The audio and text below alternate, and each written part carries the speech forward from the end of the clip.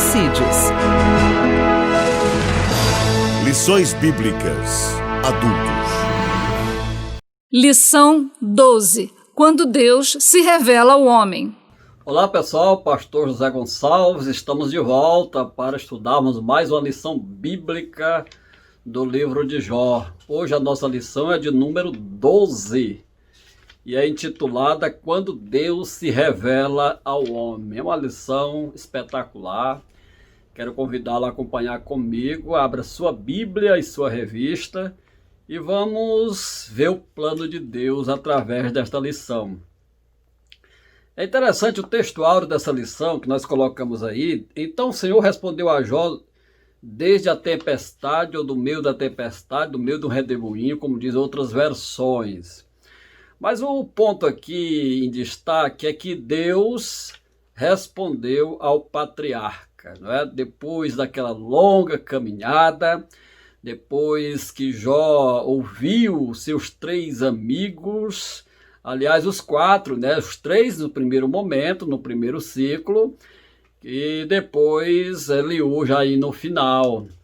E ainda dentro desses debates, dessas falas que o Jó ouviu, tem a questão da sua esposa também, né, que ele chegou a ouvir. Então Jó tinha ouvido muita coisa, mas Deus mesmo estava em silêncio.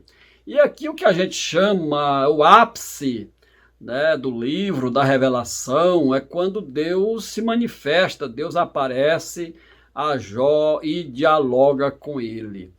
A revelação é uma coisa maravilhosa que acontece dentro da Bíblia. Nós vemos isso em vários outros eventos, outros fatos históricos que a Bíblia narra, como o aparecimento do Senhor a Abraão, né, a Moisés na sarça, e a tantos outros homens de Deus. O próprio Elias também, quando fugia de Jezabel, estava no Sinai ou no Monte Horebe, e Deus se revelou a ele aí também, né, quando ele estava lá. Então isso é o que a gente chama teofania. Essa teofania, ela não é estranha nas Escrituras. Ela aparece, esses fatos aparecem muitas vezes. Isso mostra a graça de Deus e esse lado que a gente vem destacando ao longo dessas lições bíblicas, o lado da imanência de Deus. Ao mesmo tempo que a teofania revela a transcendência divina, ela também carrega esse lado da imanência, de se relacionar com o ser humano, de se manifestar. Então Deus se revela aqui também de uma forma extraordinária, mas não daquela forma que muitos aguardariam, né? Aquela forma, vamos dizer, muitas pessoas, a semelhança de Naamã, que queria que Eliseu fizesse um espetáculo para curá-lo, né? Eu esperava que ele iria clamar seu Deus, e ficou revoltado. E Eliseu não fez nada daquilo, apenas deu um comando: lava-te 7 vezes no Jordão e tu vai ficar limpo. Então Deus também aqui não aparece da forma como muitos esperariam. Deus aparece de uma forma maravilhosa, se revela, e a gente vai traçar algumas coisas aqui, mostrar nessa revista lições que nós acreditamos ser importantes para entender isso aqui. Primeiro eu coloquei a revelação de um Deus pessoal. Isso mostra que Deus tem voz, que Deus fala. Jó achava e reclamou que Deus não falava. Não era o momento de Deus falar. Quando chegou o momento, o Senhor se revelou, né? Deus falou de uma forma maravilhosa. Diz o versículo 1 do capítulo 38, esse texto: depois disso o Senhor respondeu a Jó de um redemoinho. Olha só, então o Senhor respondeu a Jó. É interessante como é que Deus se revelou a ele. Colocamos aí também a poderosa manifestação de Deus, né? Eu fiz uma comparação quando Deus se revelou a Jó com aquele fato, capítulo 5 do Evangelho de Lucas, quando o Senhor pede a Simão para ele recuar o barco ali, e ele prega a partir do barco, né, traz a palavra, ensinando a palavra. E depois ele disse: Simão, vai para o mar, vai, te lança no mar, para pescar. E ele joga a sua rede, pega aí uma quantidade de peixe que o deixa assombrado, deixa espantado. E ele diz assim: retira-te de mim que sou pecador. Isso é o ser humano diante da majestade divina. Pedro sentiu a grandeza de Deus revelada em Cristo Jesus ali, não há dúvida disso. Então Pedro ele sente isso, né? A gente observa que ele fica temeroso, né, diante do que ele viu que não era um fato natural, era uma coisa espetacular, era uma manifestação de Deus. Da mesma forma, Jó, né, fica impactado, se sente diante da majestade de Deus, que ele precisa se humilhar diante disso. Então eu coloquei isso: o Altíssimo revelou-se pessoalmente. Escuta só, Jó estava diante de uma manifestação teofânica de Deus, e este falava-lhe do meio de um redemoinho. Olha que coisa, essa forma de manifestação divina é confirmada ao longo das Escrituras, como Êxodo 19 e 16, que eu cito aí, pessoal, tá bom? Muito interessante, o Deus que está presente. Eu coloquei aqui que os expositores bíblicos destacam que Deus se revela como Jeová, o Deus do pacto, entre os capítulos 3 a 37. Aparece várias referências a Deus como El Shaddai, o Deus Todo-Poderoso. Na teologia tradicional exposta pelos amigos de Jó, olha só, essa era uma forma fria e distante de se referir a Deus, um Deus que existe, mas que está longe dos homens. Dessa forma, El Shaddai era no entendimento deles, olha que coisa interessante, né? No entendimento deles, o nome que identificava Deus como forte, poderoso, mais distante e diferente. E a gente vai mostrar que Deus se revela agora como Yahvé, né? Aquele nome sagrado, tetragrama, que os hebreus chamavam Shem HaMephorash, né? Muitos se referiam só ao Hashem. Então essa é uma coisa interessante, que alguns autores, comentaristas e expositores excelentes, grandes expositores, chamam a atenção, como David Exon, né, no seu comentário aí lançado, eu acredito que pela Mundo Cristão, viu? É um livro muito bom, comentário sobre o Jó, chama atenção para esse fato, né? Então é interessante. Aliás, Mundo Hispano, viu, pessoal? O Mundo Hispano, ele traz esse livro. É um livro em espanhol, infelizmente não temos traduzido em português. Eu estou citando a bibliografia aqui, que você pode consultar no livro, e vai lhe ajudar muito, né? Da Mundo Hispano. Então, eu coloquei aí, nesse contexto, Jó clama por encontrar Deus, né? Para Deus, para que ele pudesse ter esse encontro, dialogar aquilo tudo que ele queria, de botar para fora, desabafar diante de Deus. É interessante essa apresentação que o texto faz aí do patriarca. Segunda coisa que eu coloco aí, a revelação de um Deus sábio. Deus vai se mostrar sábio aí em algumas coisas que eu sublinhei. Por exemplo, na mecânica celeste, na dinâmica da vida, e na necessidade que nos leva a uma necessidade de conhecê-lo melhor. Mas na mecânica celeste, Deus vai mostrar e desafiar Jó já como o universo está organizado, né? Hoje a gente sabe, os físicos vão mostrar isso, há uma mecânica celeste. Qualquer aluno secundarista vai ver aí as leis de Johann Kepler, né, o alemão, e a gente vê essa harmonia, como as leis físicas controlam o universo. Mas em Jó nós vemos Deus convidando Jó a contemplar o universo e vê-lo como funciona. Interessante, vê isso? Há uma mecânica celeste que rege os fenômenos naturais de forma que garanta sua perfeita regência. O Criador desafia Jó a contemplar tudo isso e ver como seu funcionamento harmônico atende ao propósito superior. Olha, eu não sou físico, né? Minha formação é filosófica e teológica. Mas a gente sabe, pelo que a gente lê, pelo que a gente vê, dessa harmonia do sistema, né? Como Deus criou esse mundo e através de leis o rege. Mesmo a física quântica, que hoje está é muito usada na teologia pós-moderna, como a física do caos, que não há esse movimento ordenado. Mas eu creio que muita coisa está mais na área da crença religiosa, não é, do que dos fatos. Não aqui desfazendo ou desacreditando a questão da física quântica, a realidade física também, né?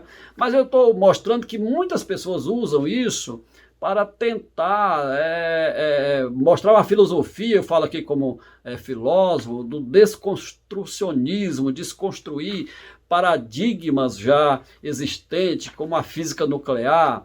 Isso não se chega, não é, por aí, a verdade dos fatos. Mas Jó vai mostrar que há essa física já no universo. Aquilo que o salmista diz depois do 19:1 dos Salmos, ele diz que os céus proclamam a glória de Deus. Olha que coisa tremenda a gente olhar para este mundo e ver a graça de Deus revelada, né, no seu desenho, na forma como a coisa está feita, na dinâmica da vida. Se Jó nada sabia sobre a ordem da criação, muito menos sabia sobre a providência divina para mantê-la.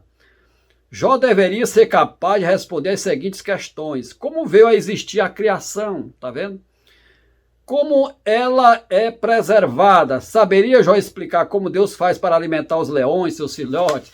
É interessante o texto, eu creio que você está acompanhando aí, na própria Bíblia, como Deus mostra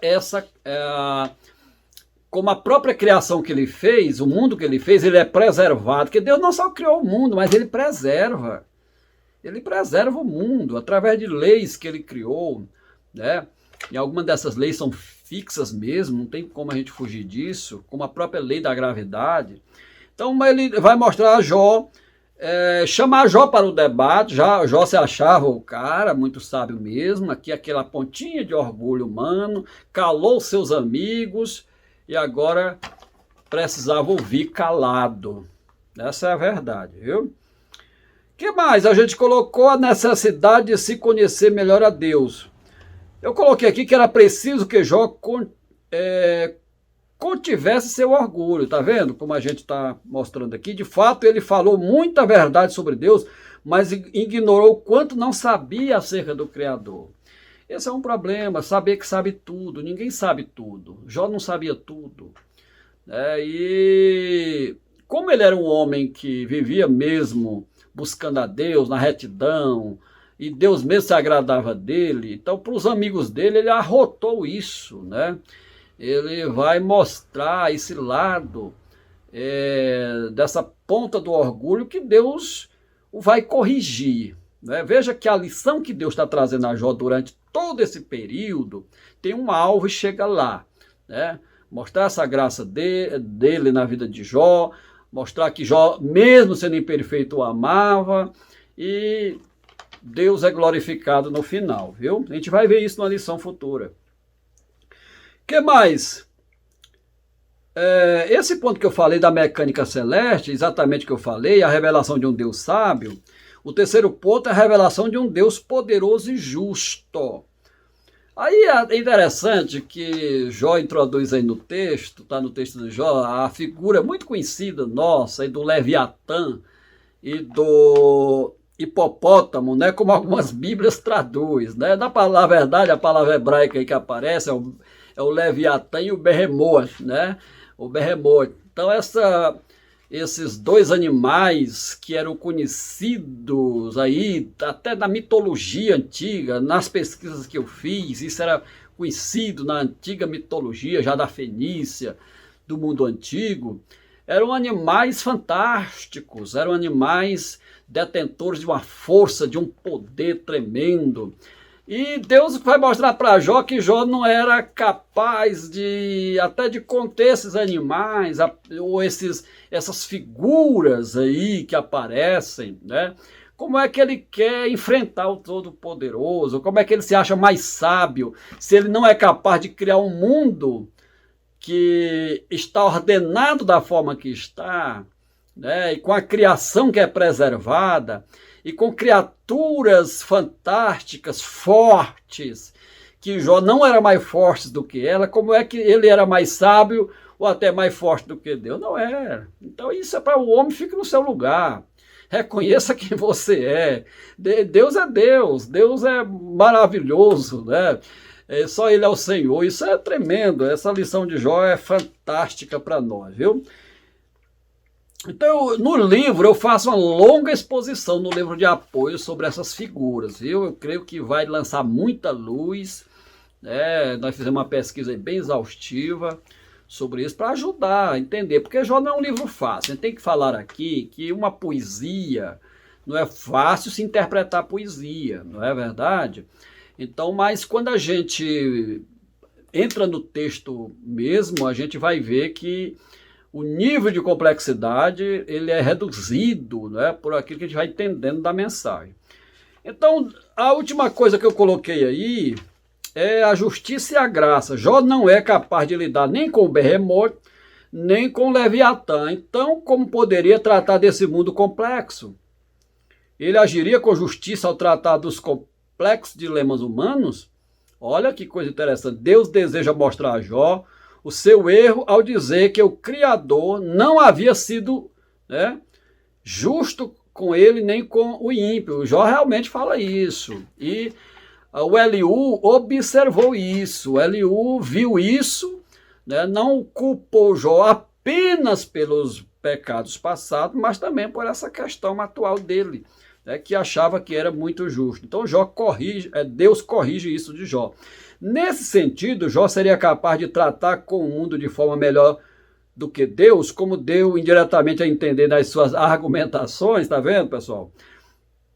Ele não era capaz de domar sequer duas criaturas criadas por Deus. Logo, jamais poderia ser igual ou mesmo mais justo do que o próprio Criador, nem muito menos auto-justificar-se diante dele. Tá aqui uma coisa fantástica, essa conclusão desse pensamento, né? Então Jó é um homem realmente de Deus, mas era um homem que pecava como os demais. Ele não estava sendo julgado por aquilo que seus amigos pensavam, né? Jó estava passando uma prova aí dentro dessa soberania divina, desse projeto de Deus, né, e ele vai começar a entender, né, no capítulo final. Aqui ele já tem esse choque, ele entende, né, e por isso Deus vai restaurá-lo. É o que nós vamos estudar na próxima lição, tá bom, pessoal? Muito grato a Deus por estar com vocês neste momento, nesta lição maravilhosa. Que Deus abençoe a todos.